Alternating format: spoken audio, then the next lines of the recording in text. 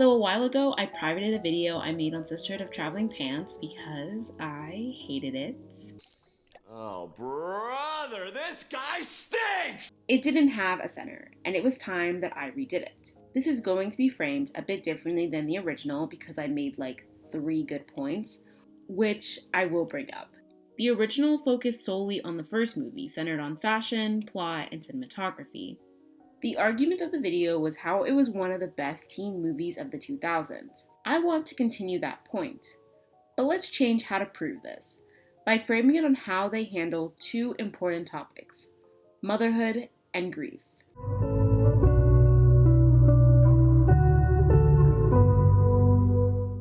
If you are unfamiliar with the Sisterhood of Traveling Pants, here's a brief synopsis. The 2005 film is based off the 2001 book by Anne Brashares. The film follows 4 high school girls, Lena, Bridget, Carmen, and Tibby, who are spending their summer apart for the first time. Lena's going to Greece, Bridget to Mexico, Carmen to Charleston, and Tibby staying home in Maryland. The girls plan to stay connected with a pair of pants that magically fits all the girls. A few words on the first film. The original video, I mentioned how much I like the cinematography with how they made sure to distinguish the 4 locations. South Carolina focused on scenery, lots of green. Mexico having more of an orange tint, the hometown centered on the bright colors of the department store, and Greece with the blue and white. Even the wardrobe was deliberate, with matching the locations they're living in. Carmen in pinks and orange to contrast her new family that seems to coordinate in white/neutrals, Tibby with dark colors to contrast all the brightness around her, Bridget matching the landscape of Mexico, and Lena, who goes through a transformation clothing-wise in the film. After she meets Costa, she wears her hair down more, pairing it with jewelry, wears white/blues to match Santorini. The actresses have a strong bond, which is apparent with how they speak of one another. Everyone said, oh my God, it's going to be a nightmare. You can't have 4 actresses together. They'll hate each other, they'll compete, they'll be jealous, it'll be a nightmare. And in fact, I'm happy to say absolutely the opposite happened. These 4 became friends. They played friends and they became friends. Are you okay? Working with the other girls is amazing. Amber, Alexis, and Blake. They're such a group of girls. The 4 of us together. We have a lot of fun. What's up?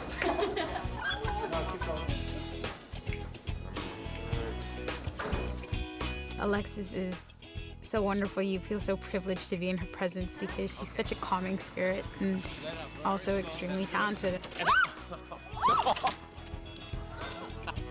Amber is amazing. She just kind of walks into the trailer, the room, or onto set and just brings with her a commitment to working. So, what are you doing in town? Where are you guys from? Really? Oh, she's crazy. She's crazy. That's really cool. I fully agree. Yes? Thank you for the interview. Let's keep walking. Blake it's so fun to watch Blake because she's great at it. She's a natural. This is amazing. You should wear this. Can I have this? Because your name is America. Why, you're clever. I'm so thrilled to be a part of this. The girls that I'm working with, they're awesome people. I'm so honored to be working with such talented actresses. Everybody on this whole entire crew is wonderful. And it's more real life, because now we're friends. If something happens to me, I call one of them up. We really do have that support system, and it's great, and hopefully it'll be conveyed on screen. The second movie, Sisterhood of Traveling Pants 2, was released in 2008, with the 4 girls graduating high school and going their separate ways for college. Lena's at Rhode Island School of Design, Bridget's at Brown, Tibby's at NYU, and Carmen's at Yale. The summer has the girls back from their first year at college, and are again busy during the summer. After the first year, Carmen seems to be struggling and wants to have the summer to reunite. Tibby is doing summer school in Manhattan, Bridget is going to Turkey to dig, and Lena's drawing cute boys.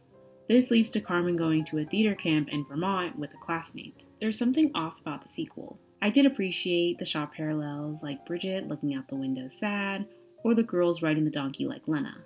I enjoyed all the girls coming to Greece, although I wish that Kostas and Lena would not have ended up together.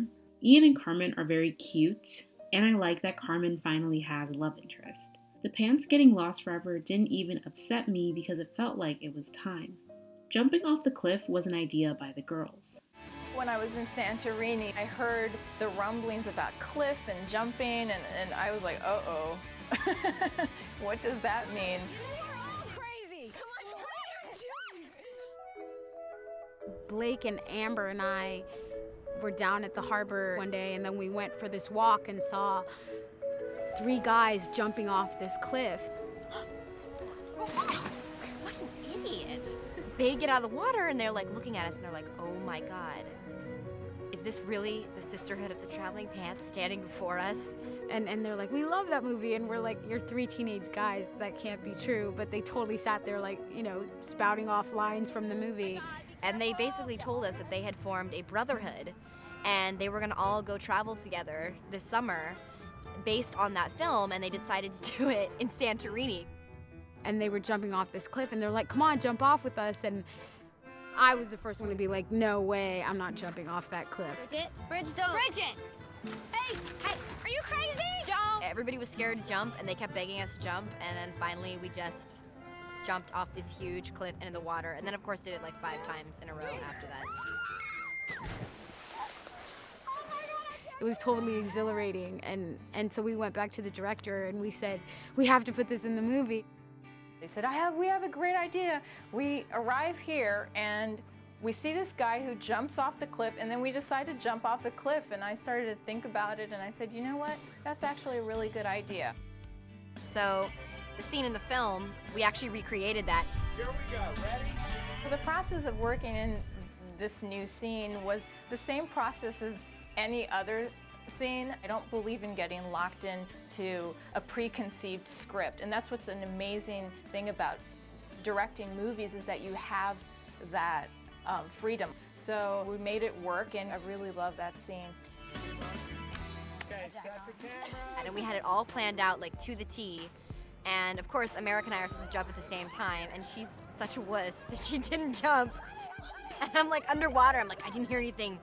She hit a rock. And then I come up out of the water and she's standing up there and she's like, sorry. And then she finally jumped. But I felt that they were very brave. I know I couldn't do it.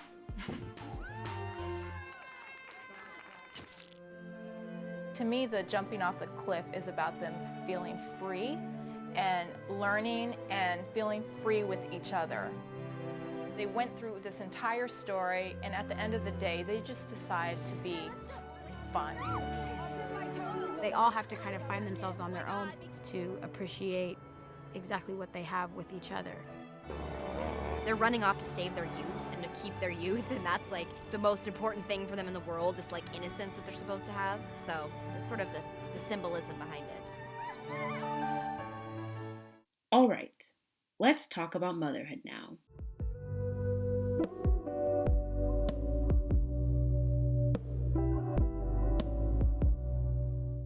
Now, motherhood isn't a stranger to film, as navigating this theme appears more and more on screen. As a result, this will not be the only time I plan to talk about it on my channel, because I do plan on talking about mothers and daughters in a later video essay. So this section is a cute introduction to when I discuss it more in depth. The conversation around motherhood picked up during the second wave of feminism, the 1960s to 80s. Various writings talked about motherhood, sexuality, and the connection to the patriarchy.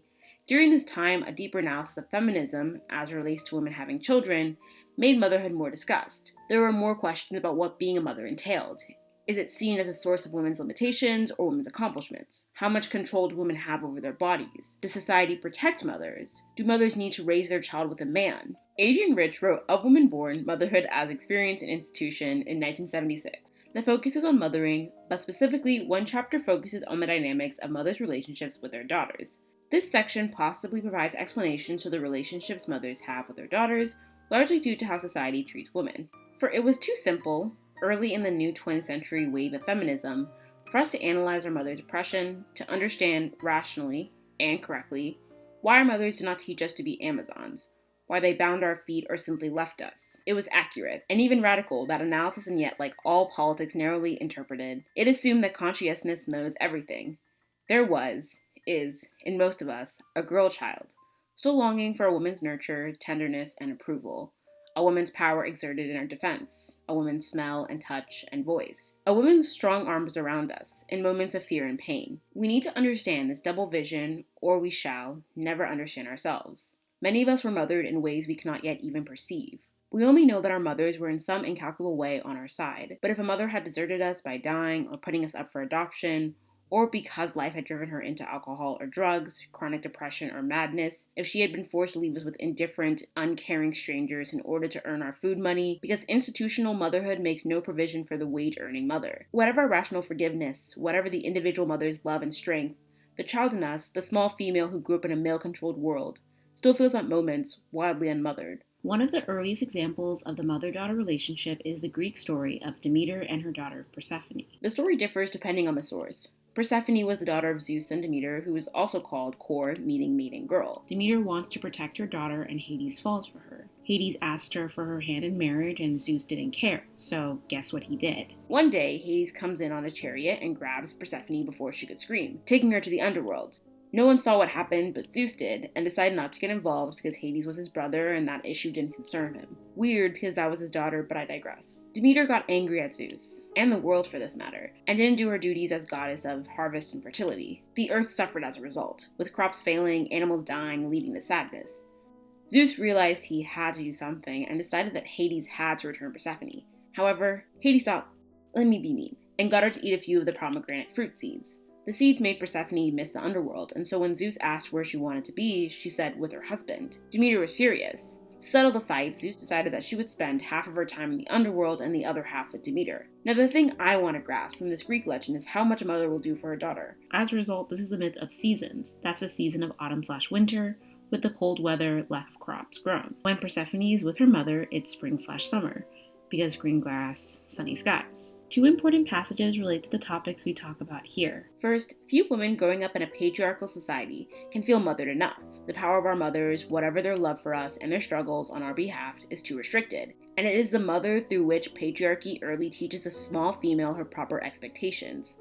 The anxious pressure of one female on another to conform to a degrading and dispiriting role can hardly be termed mothering, even if she does this believing it will help her daughter to survive. You can be anything you really want to be is a half-truth, whatever woman's class or economic advantages. A female child needs to be told very early the practical difficulties females have to face, and even trying to imagine what they want to be. Mothers who can freely talk with their daughters about sex, even teaching them to use contraception in adolescence, still leave them in the dark as to the expectations and stereotypes, false promises and ill faith, awaiting them in the world. You can be anything you really want to be, if you're prepared to fight, to create priorities for yourself against the grain of cultural expectations, to persist in the face of misogynistic hostility. Back to Sisterhood of Traveling Pants.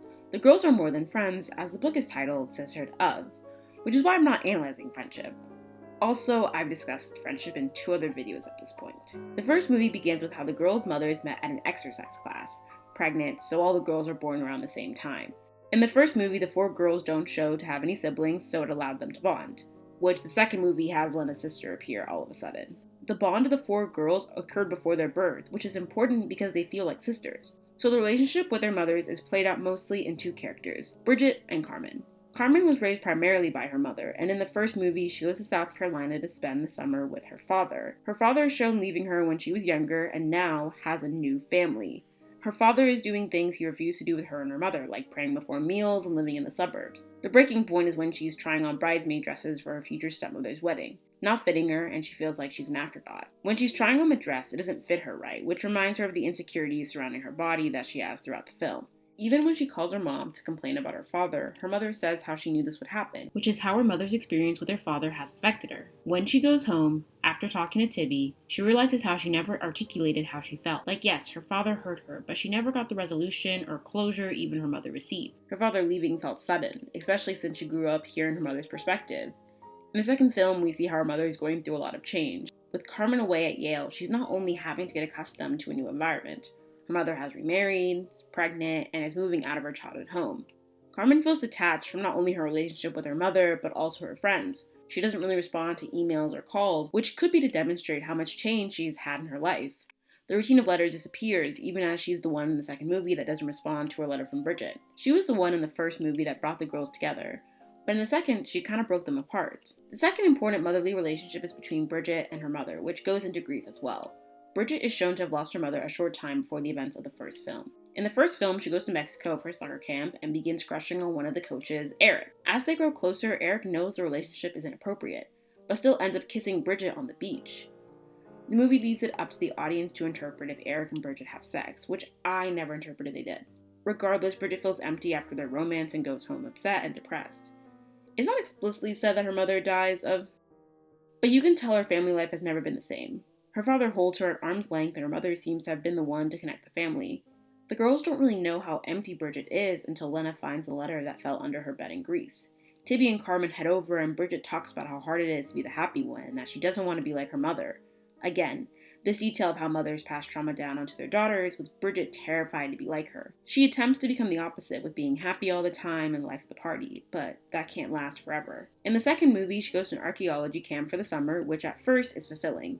She's finding bones and feels like she's making a difference in understanding humans that lived in the past. Before she leaves on her trip, she finds letters that her grandmother has been writing to her all these years. The moment she sees the leader of the trip reunite with her daughter, it makes her want to go to Alabama to meet her grandmother. Her grandmother tells her that her mother wanted her to pretend that she was okay and that she didn't need help. This led to her being cut off from Bridget and her parents. In these moments, it's hard to hear how Bridget lost another family member that could have been instrumental in how she was raised, a part of her life missing because of her mother. There was this night she was sleeping and she started screaming because the storm reminded her of the last night that her mother was alive, saying she would be back but didn't. Bridget combines grief with motherhood as losing her mother can break apart the family dynamics and lead to her seeking attention in other ways, as she wasn't getting that at home. Near the conclusion of the movie, she talks with her dad that has her open up about how their relationship needs to be more honest. The tendency to hide their emotions is a result of her mother and how she was struggling alone, and Bridget wants to end that cycle. In the second movie, motherhood comes closer to the girls themselves, as Tibby has a pregnancy scare. Now, the first time she has sex with her boyfriend Brian, the condom breaks, and she goes the rest of the film thinking about the possibility of being a mother, even after she gets her period. Lena supporting her at this time was very cute, I might add. The idea of herself being pregnant terrifies her, and she gets Brian off to deal with this on her own. I think this is rather interesting, just because in the film, you rarely see any of the girls raised by their father as well as by their mother, like working together. I know in this film, one of the events is Tibby's parents' anniversary, but you never really see them or interact with them throughout the two movies. You only see Tibby with her mother briefly in the first, when she has to babysit her sibling. Carmen's parents are separated, Lena's parents are barely shown, and Bridget's with her father because her mother died. The fact that Tibby had the pregnancy scare made sense, as she saw how much work taking care of children was as we saw her babysitting in the first film. As a result, parenting coming from two adults is never really shown in this film as a reality for these characters, and that might influence how Tibby sees being a mother. She possibly sees parenting as one person, the responsibility of the woman. She pushes Brian away even when he offers to help because it terrifies her to have to depend on someone else other than herself. She witnesses Carmen's mom give birth, which Carmen can't make because of the play, and you can tell that really stuck with Tibby. She realizes you can't go through being a mother alone, and that when she's being offered help, she should take it. She eventually reconciles with Brian near the end of the film.